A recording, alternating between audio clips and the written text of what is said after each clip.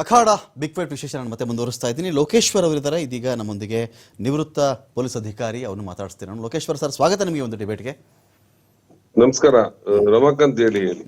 Lokeshwar sir, ಈಗ ಈ ಒಂದು ತನಿಖೆಯಲ್ಲಿ 5 ಸಮಾಧಿ ಸ್ಥಳವನ್ನ ಅಗೆಯಲಾಗಿದೆ ಸೋಫಾರ್.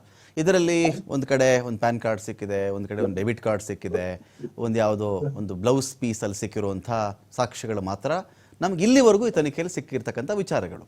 ಇದ್ರ ಬಗ್ಗೆ ಕೆಲವರು ಮಾತಾಡ್ತಾರೆ. ಏನು ಹೇಳ್ತಾರೆ ಅಂದರೆ, ಅಲ್ಲ ರೀ, ಅದು ಹೇಳಿ ಕೇಳಿ ಅದು ಪುಣ್ಯಕ್ಷೇತ್ರ, ಅದು ನದಿ ಭಾಗ, ಅನೇಕರು ಬಂದು ಸ್ನಾನ ಮಾಡ್ತಾರೆ.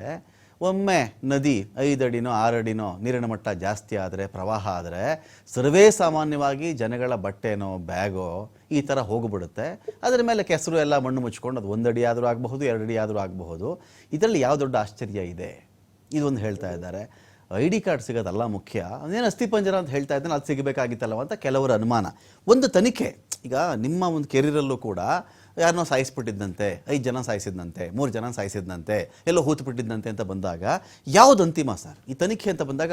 ಫೈನಲ್ ಯಾವ್ದು ಈ ತನಿಖೆಯಲ್ಲಿ ಅಂತ ನೋಡಿ ರಮಾಕಾಂತ್, ಈಗ ಒಂದು ಇಂಪಾರ್ಟೆಂಟ್ ಇನ್ಫಾರ್ಮೇಶನ್ ಅಂತ ತಗೊಂಡು ಸರ್ಕಾರನೇ ಒಂದು ದೊಡ್ಡ ತಂಡವನ್ನೇ ರಚಿಸಿ ಸೀನಿಯರ್ DG ಲೆವೆಲ್ ಆಫೀಸರ್ಸ್ಗೆ ಅದನ್ನ ಇನ್ಚಾರ್ಜ್ ಕೊಟ್ಟು ಅಲ್ಲಿ ಎಲ್ಲಾ ರೀತಿಯ FSL ಅವ್ರು ಇರ್ಬೋದು, ಲೋಕಲ್ ಪೊಲೀಸ್ ಸಪೋರ್ಟ್, ಮತ್ತೆ ಅಲ್ಲಿ ಏನ್ ಬೇಕು ಗ್ರಾಮಸ್ಥರು ಎಲ್ಲಾದು ಮಾಡಿಕೊಟ್ಟು ತನಿಖೆಯನ್ನ ಇಂಪಾರ್ಷಿಯಲ್ ಆಗಿ ಟ್ರಾನ್ಸ್ಪರೆಂಟ್ ಆಗಿ ಮಾಡಿ ಅಂತ ಕಳಿಸಿದ್ದಾರೆ.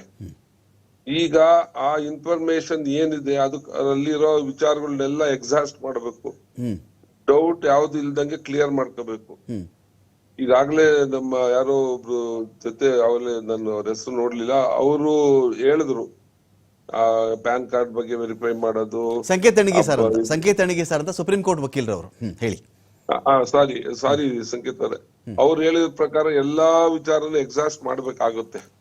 ಇಲ್ಲಿ ಅದು ನೀರಿಂದ ಕೊಚ್ಕೊಂಡ್ ಬಂತೋ ಅಥವಾ ಅದು ಯಾರೋ ಮೂಡಿದ್ರದ್ದು ಸಂಬಂಧನೋ ಅದೆಲ್ಲದನ್ನು ಆಫ್ಟರ್ ಎನ್ಕ್ವೈರಿನೇ ಕ್ಲಿಯರ್ ಆಗೋದದು.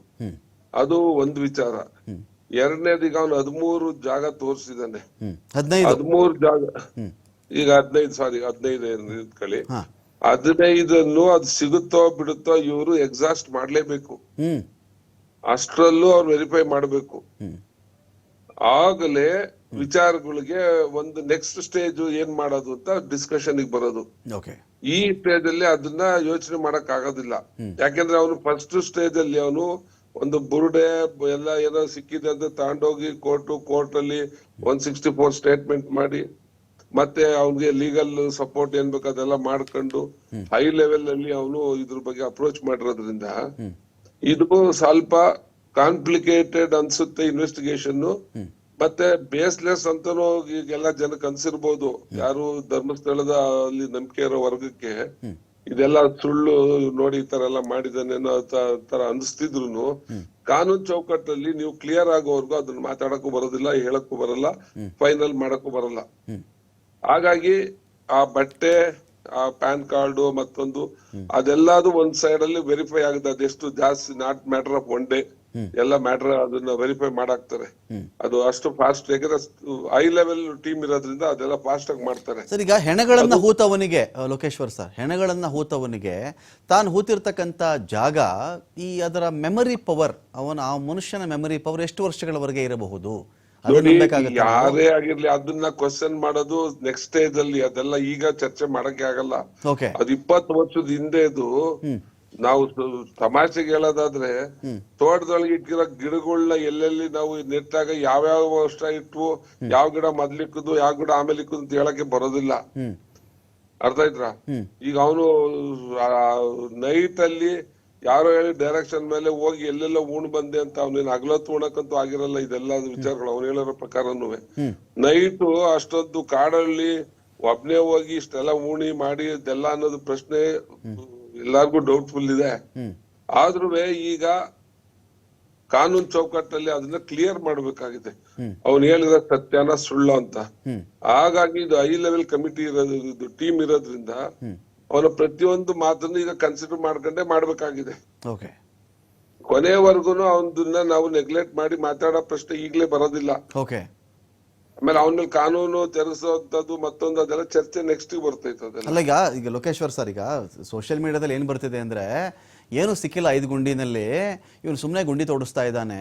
ಸೋಷಿಯಲ್ ಮೀಡಿಯಾದಲ್ಲಿ ಬರ್ತಿರ್ತಕ್ಕಂಥ ಕಮೆಂಟ್ಗಳು, ಅಲ್ಲಿ ಆಗಿರ್ತಕ್ಕಂಥ ಚರ್ಚೆ ಬಗ್ಗೆ ಹೇಳ್ತಾ ಸೋಷಿಯಲ್ ಇದ್ದೀನಿ. ಮೀಡಿಯಾ ಅದೆಲ್ಲದು ಯಾರು ಕನ್ಸಿಡರ್ ಮಾಡುವಂತ ಮ್ಯಾಟರ್ ಅಲ್ಲ. ಅದು ಓನ್ಲಿ ಸಮಾಜ ಏನೋ ಒಂದು ಒಂದು ಒಂದು ಮೀಡಿಯಾನ ಮೇಂಟೈನ್ ಮಾಡ್ಕೊಂಡು ತಮ್ಮ ಏನಂತಾರೆ ಆಕಾಂಕ್ಷೆ, ಇದು ವಾಂಛೆಗಳನ್ನ ತೀರ್ಸ್ಕೊಳೋಂತ ಒಂದು ವ್ಯವಸ್ಥೆ ಇದೆ ಬಿಟ್ರೆ ಓಕೆ. ಅದ್ಯಾವ್ದು ಡಿಸೈಡ್ ಮಾಡೋ ಮ್ಯಾಟರ್ಸ್ ಅಲ್ಲ ಅವ್ ಯಾವ್ದು.